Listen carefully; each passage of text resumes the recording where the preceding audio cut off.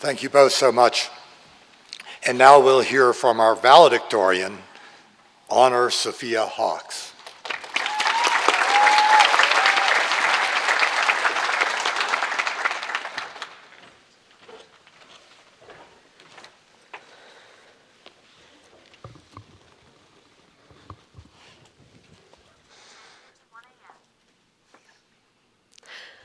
I cannot believe we're finally here.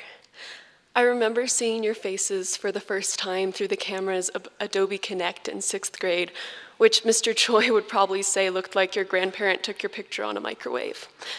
But here we are, graduating. I am deeply honored by this opportunity to represent the senior class of 2025.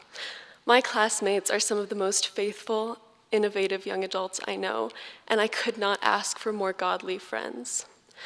I want to express my heartfelt thanks to my parents. My dad couldn't be here, but his hours spent sharing with me his expertise in Reformed theology are the crowning jewel of my education. Thank you, Daddy, I miss you. My mom is here. She put me together this morning like she always does, because I'm a catastrophe. And if I look at her now, I'll start crying.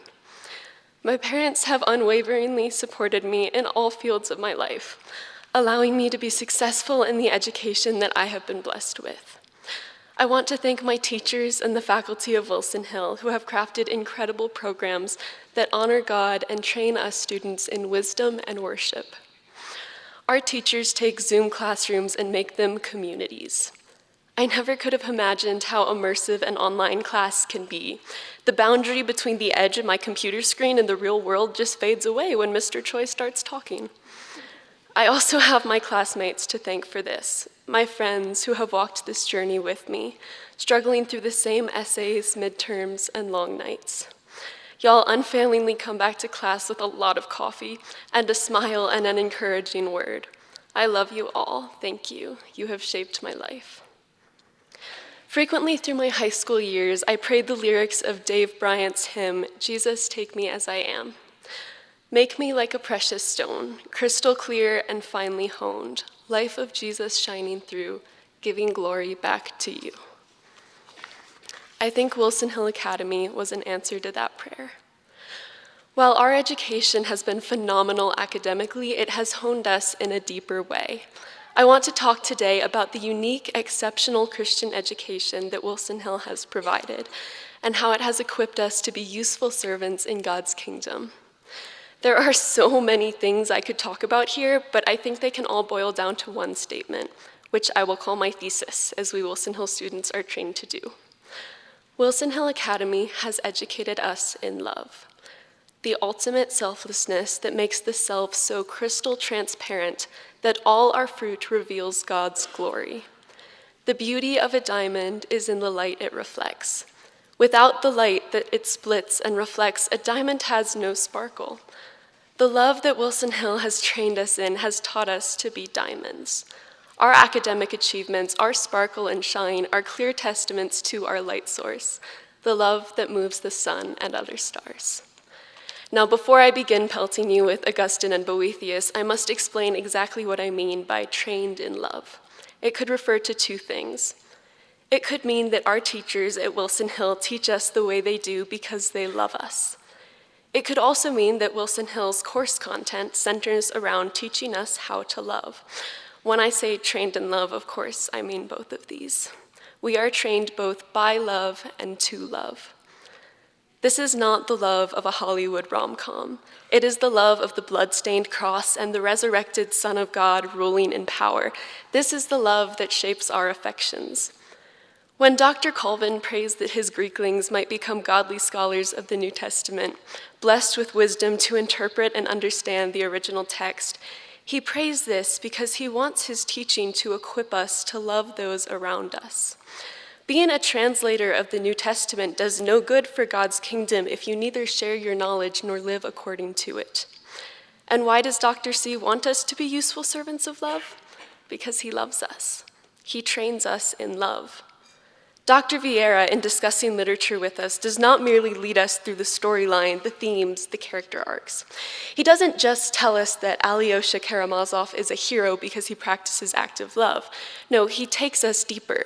He compels us to apply active love to our personal faith. He trains us to love, and by investing so much in our training, he does it with love. Even our math and science courses are built by love. They don't merely revolve around formulas and problem sets. They are structured to highlight creation as the glory of God and train us to observe it, deepening our love for our Creator and thus for each other. Everyone who has been through the Great Conversation 5 with Mr. Choi has begun to see Augustinian philosophy everywhere. Humans are primarily creatures of love. That is why I think it is so vital that our Wilson Hill education centers around love. We know from 1 Corinthians 13 that love is vital for any of our actions to be profitable, and without it, we are merely cacophonous symbols. In chapter 34 of Confessions, Augustine addresses God in praise, saying, "Finally, in all thy ministries, which were needed to perfect the faithful in this life, thou didst will that these same faithful ones should bring forth good things, profitable for their temporal use and fruitful for the life to come." God willed that we, his faithful, should have good and useful results of our faithfulness in this life. As Wilson Hill graduates, we have already witnessed this and may be confident that we shall continue to witness it. This year, I got to watch so many of my classmates fall in love with their senior thesis topics. Most of us went in very uncertain of what we wanted to write on and scared stiff of defending it. However, it didn't take us that many weeks after declaring a topic to begin enjoying it. Even some of the most grueling assignments led to more enthusiasm for our theses. The short-term fruit of this growing joy fueled us for the long haul, and by the end of it, we had our finished products. I think many of us would say that our senior thesis is the best thing we have ever written. This will be a pattern for the hard things we face in future. Love for our callings casting out fear, and the fruit of righteous labor reinforcing that love. We have done hard things at Wilson Hill, and we have reaped incredible rewards here.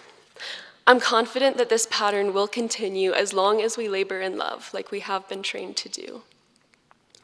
I can't give a speech for our senior class without bringing up Boethius, and I certainly can't talk about love without a Boethius reference, so I'll bring up one of our favorite songs from The Consolation of Philosophy.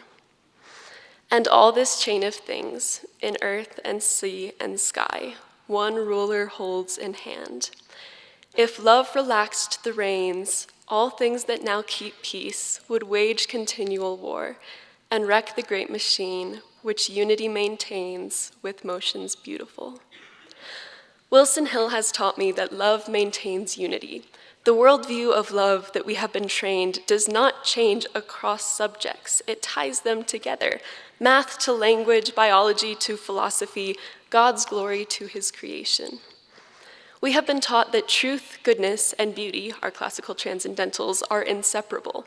Their bond is love, for they are all attributes of God, and God is love. Thus, we have been taught to recognize God's love in every task we undertake and to do it accordingly. And we have done our work in love and done it well. By God's grace, we have been successful and are here at our graduation. My friends, in whatever path you are on next, you are prepared.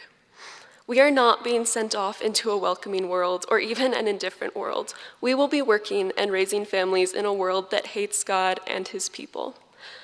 God sends us as ambassadors to a blind, decaying world that hisses at Christ's salt and light.